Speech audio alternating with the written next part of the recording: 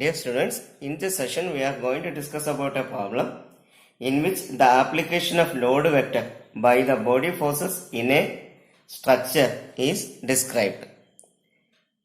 The shape of a thin plate is like a stepped bar. It possesses two sections in which the width and length of first section is 200 mm and 500 mm, and for the second section the width and length are 100 mm and 400 mm respectively. One end of larger section is fixed and the plate is seen as hanged. The plate is having a uniform thickness of 50 mm throughout. Midsection is subjected to a point loading of 1000 Newton. The weight density of material is 0.8 into 10 raised to minus 4 Newton per mm cube.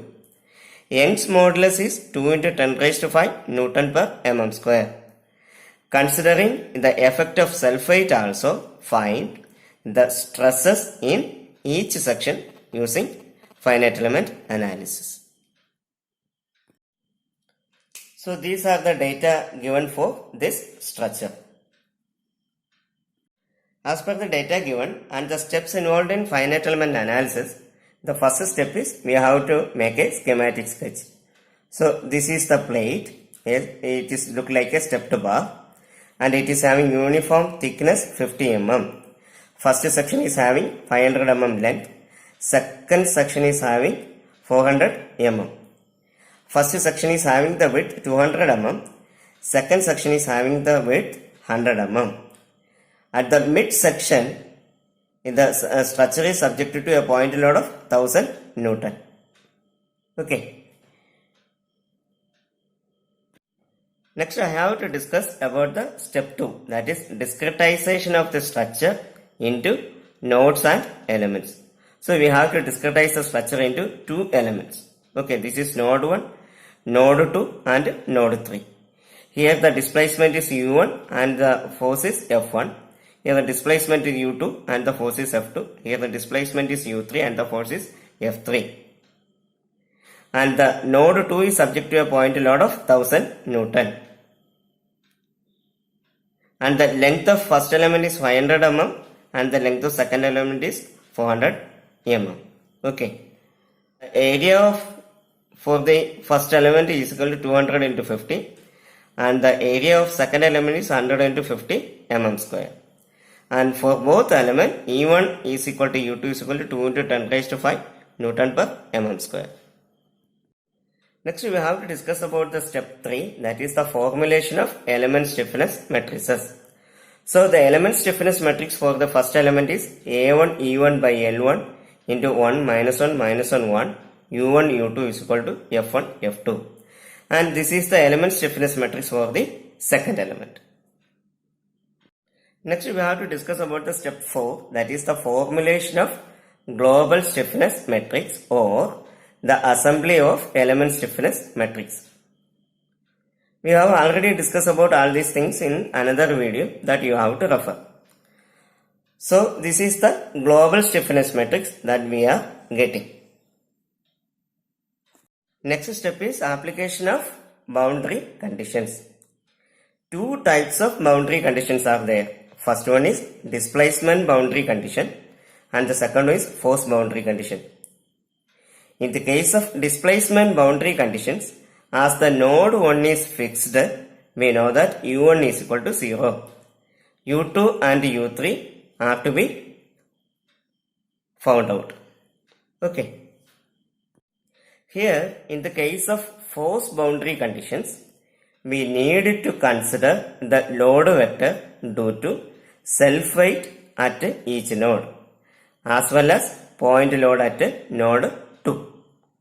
To understand the concept of that load vector due to body force, you have to refer this YouTube video. Okay. So as per the concept of load vector, the distribution of body force at node 1 and node 2 of the element 1 is F1 F2, column vector F1 F2 is equal to rho A1 L1 divided by 2 into 1 1. Okay, this is the weight density given.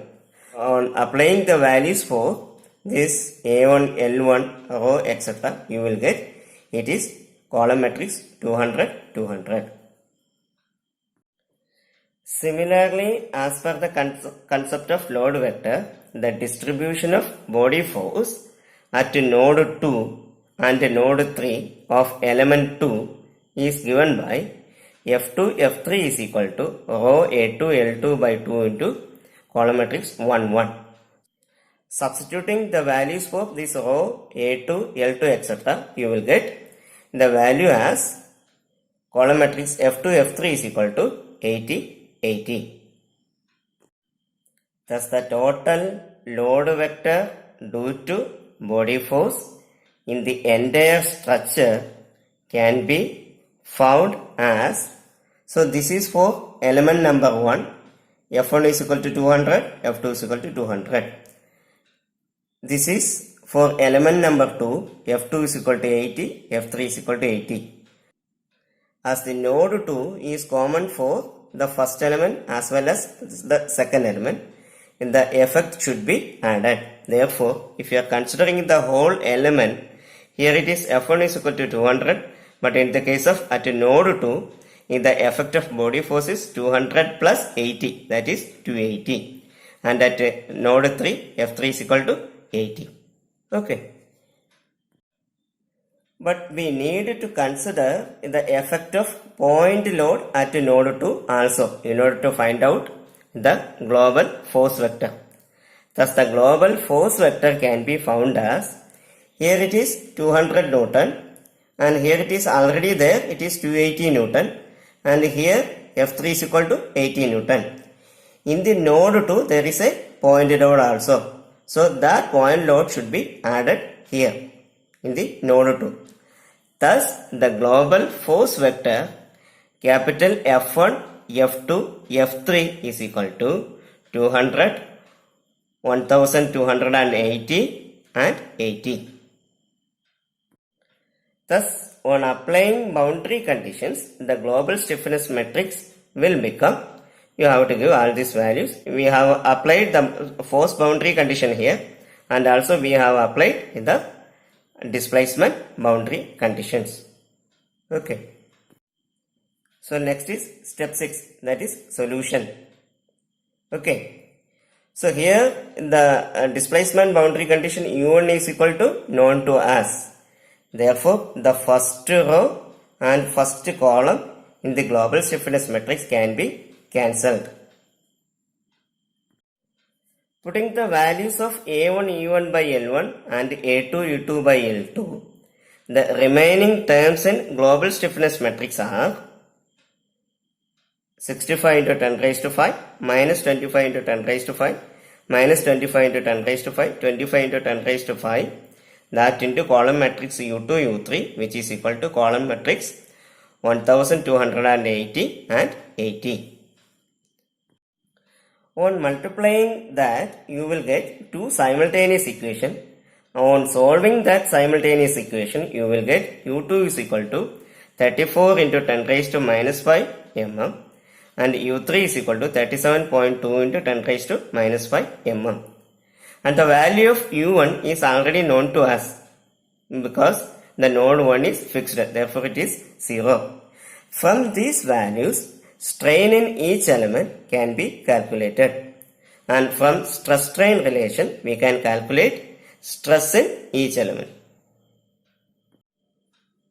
Thus, the strain in the first element epsilon 1 is equal to U2 minus U1 divided by L1, and you will get the value as 6.8 into 10 raised to minus 7. And from the stress strain relation you will get stress at element number 1 is equal to 13.6 into 10 raised to minus 2 Newton per mm square. Similarly, you can calculate the strain as well as stress for the second element. Thus, the solution can be represented as, so this is our node 1, node 2, node 3. This is element number 1, element number 2. U1 is equal to 0 and U2 is equal to this value, U3 is equal to this value. Based upon that one, we are having the strain at first element and strain at second element. From this, stress at first element as well as stress at second element has been calculated. I hope you got the concepts very well. Thank you all. Thank you for the patient listening. Thank you.